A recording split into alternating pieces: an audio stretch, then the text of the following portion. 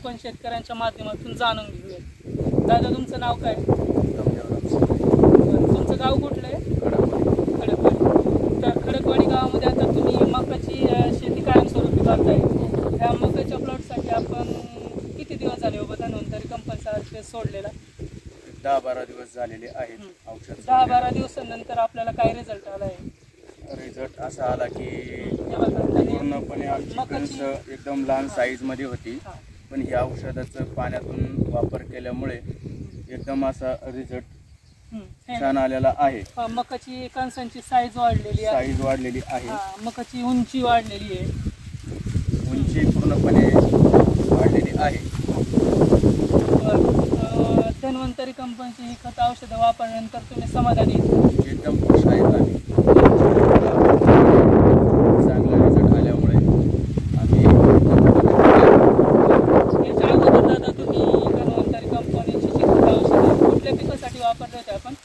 कांदा पिकासाठी आम्ही पूर्णपणे सगळा रिझल्ट घेतलेला आहे। कांदा पिकासाठी तुम्हाला काय रिझल्ट?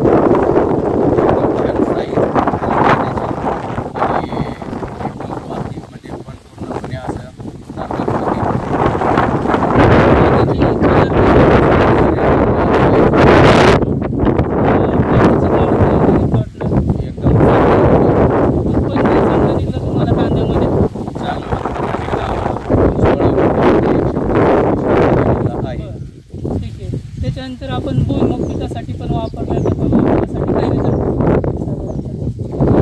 पिकासाठी मी आपल्या कंपनीची गोण टाकली आहे आणि RPS हे औषध पाण्यामधून सोडलेलं आहे। त्याच्यामुळे सोडल्याच्या नंतर तुम्हाला प्लॉटची उंची वाढली होती भुईमुगाची? एकदम छान उंची झालेली होती आणि काळोखी होती संपूर्ण प्लॉटसाठी? एकदम काळोखी चांगली प्रकारे होती। आणि शेंगांची साईज कशी निघली दादा? साईज खूप चांगली झालेली होती।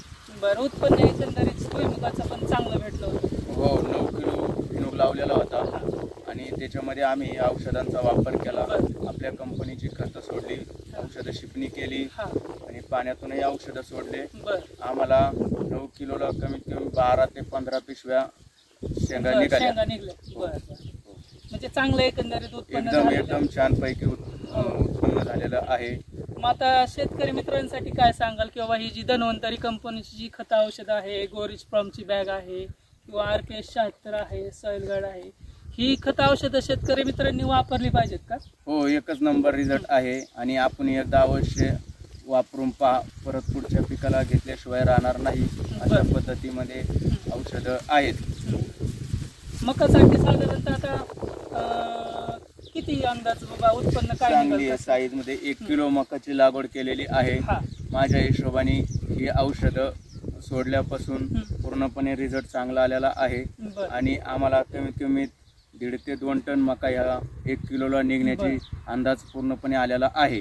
नाहीतर आम्ही इथून मागे जी पिकं केली त्याला पूर्णपणे अशी कणस एकदम व्यवस्थित काय आलेली नव्हती कधी, पण हे औषध पाण्यातून सोडल्यामुळं आम्हाला 100% रिझल्ट चांगला आल्यामुळे वाटतोय। बरं, ह्या वर्षी आपण आता कांदा लागवड करणार आहे, कांदा लागवडीसाठी आपल्या धन्वंतरी कंपनीची औषधं तुम्ही वापरणार आहे? हो, 100% घेणारच औषधं। चांगल्या प्रकारेच आम्हाला रिझल्ट आलेला आहे, तर आम्ही ही औषधं घेणार आणि शेतकरी मित्रांनी पण वापरलं पाहिजे, शेतकरी मित्रांनी देखील वापरलं आणि ही आमच्या हिशोबाने सगळ्यांनी वापरणं हे गरजेचं आहे।